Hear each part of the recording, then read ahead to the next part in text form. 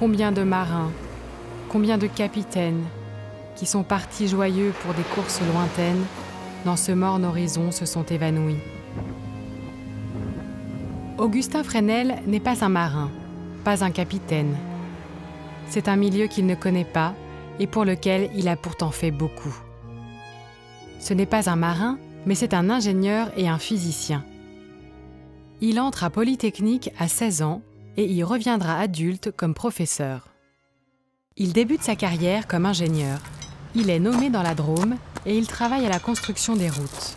Mais sur son temps libre, il se consacre à un tout autre sujet qui l'occupera toute sa vie, l'optique.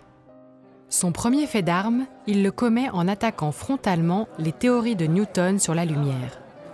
Et contredire l'homme qui a découvert la loi de la gravitation, ce n'est pas rien. Pour Fresnel, et contrairement à l'avis de Newton, la lumière n'est pas faite de particules. La lumière est une onde. Le débat est complexe, mais il est essentiel. Et la preuve peut être faite très simplement. Si la lumière est une particule, alors l'ombre d'un disque sera un disque, tout ce qu'il y a de plus simple. Alors que si la lumière est une onde, le disque va perturber son passage et une tache de lumière va apparaître au milieu du disque. C'est contre-intuitif, oui, mais voilà, c'est vrai.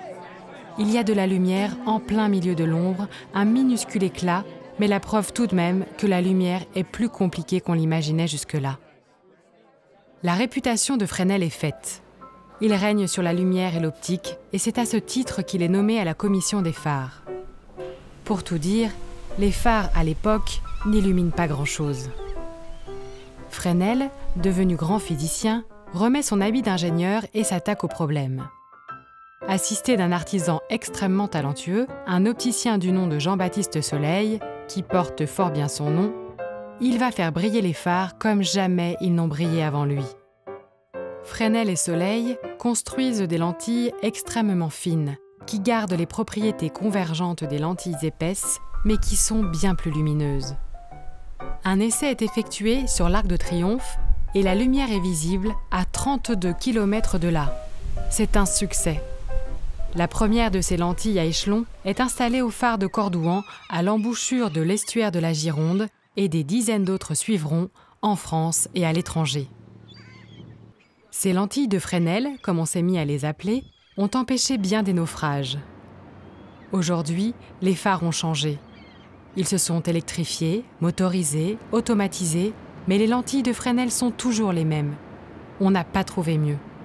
Et on s'est mis à les utiliser pour d'autres choses. Voyez dans les supermarchés, ces petites lucarnes qui permettent de vérifier si les clients n'ont rien laissé dans leur caddie. Des lentilles de Fresnel. Et à l'arrière des bus, pour que le conducteur puisse vérifier ses angles morts. Des lentilles de Fresnel. À chaque fois, cette même technologie qui utilise les propriétés de la réfraction de la lumière s'invite dans notre vie de tous les jours. Fresnel a marqué les sciences et l'ingénierie, mais la tuberculose l'a emporté à l'âge de 39 ans. Quelques jours auparavant, Arago était venu lui apporter la médaille Rumford que la Royal Society de Londres lui avait attribuée. En lui remettant son prix, il lui dit « Le monde entier reconnaît l'importance de vos travaux. Votre nom ne périra pas. »